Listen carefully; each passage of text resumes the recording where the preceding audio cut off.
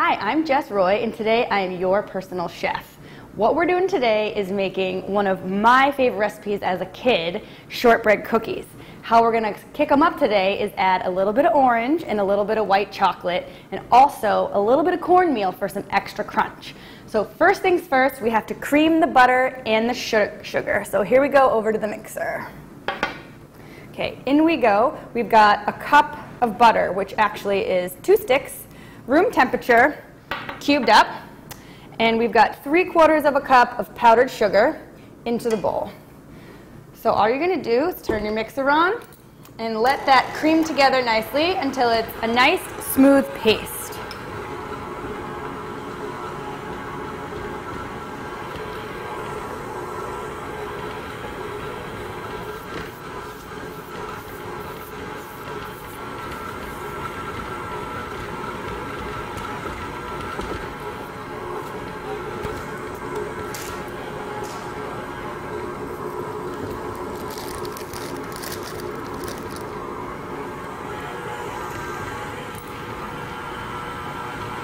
Okay, looking pretty good. Next step is we are going to add our dry ingredients. So I'm going to add about 1.5 cups of all-purpose flour right into the bowl. The secret ingredient here that is a little bit different than your traditional cornbread recipe, or excuse me, shortbread recipe, is the cornmeal. You can see how I got a little confused there. The cornmeal is one of my favorite little hints, is because it adds such a nice crunch to the cookie that helps bring all the flavors out in this recipe. So we've got our flour and our cornmeal into the bowl. I'm going to add about 1 teaspoon of vanilla extract, just straight into the bowl. A dash of salt, which is about 1/2 teaspoon, and a squeeze of orange. So this is like about a little more than a teaspoon as well. So just 1/2 an orange and squeeze her on in, and then give the mixer a rip one more time.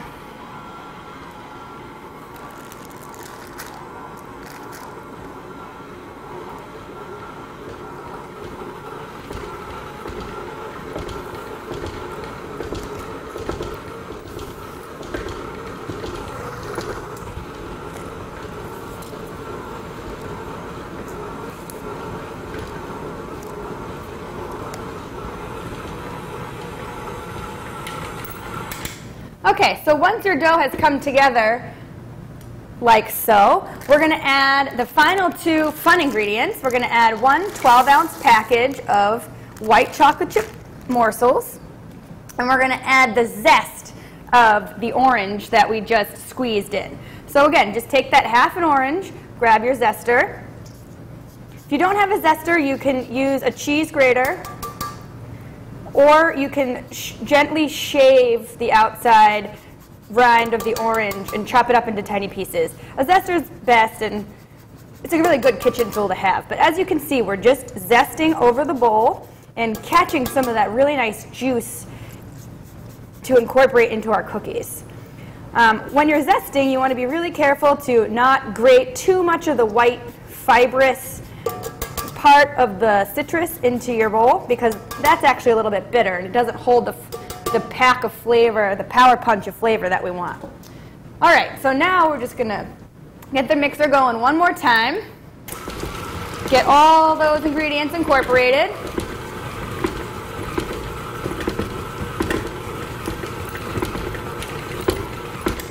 Once they're in kind of one big mash in the center of your bowl, it's time to transfer them to some parchment paper. All right, so now we've got this really great dough beckoning to be eaten. The best part about this dough, there's no raw egg, so you can, if you've got a little one around that wants to taste the dough, don't even worry about any of the dangerous egg, salmonella, or anything like that. Good to go. Or maybe you like it too. One of my favorite things is licking the batter off of the paddles as a kid. Anyways, next thing is that we're just going to, like I said, transfer this dough to some parchment paper. That's what makes this recipe slightly different than your average chocolate chip cookie recipe. you're going to actually, and you could use this as a your chocolate chip cookie recipe as well, because this is what makes it storable in the refrigerator. So if you were making chocolate chip cookies and wanted to use them tomorrow, next week, you could just use this trick, make your own pre-made batch, and instead of going to the store and buying the pre-made one, you've got your own in the fridge. So once we've got our shortbread dough right in the middle of this parchment, we're just going to roll it out into a log. So it might take a couple times back and forth, but eventually it'll roll itself out.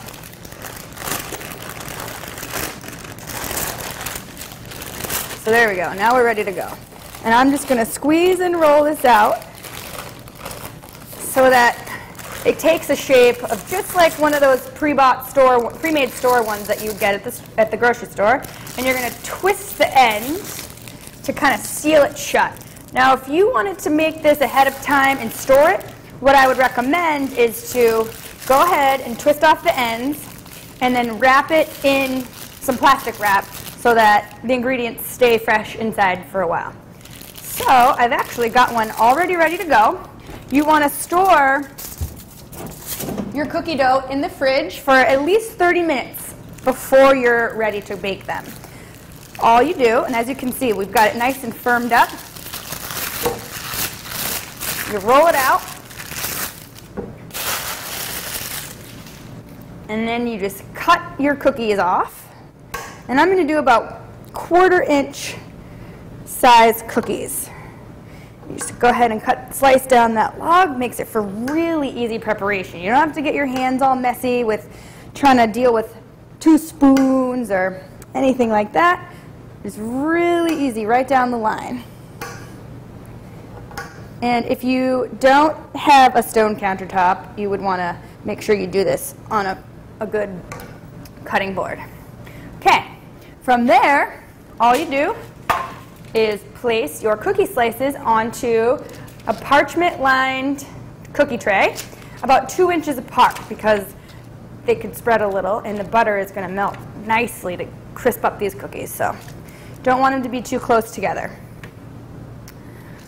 You can already tell the beautiful shape that these shortbreads are going to have, just traditionally, exactly how your grandmother used to make them.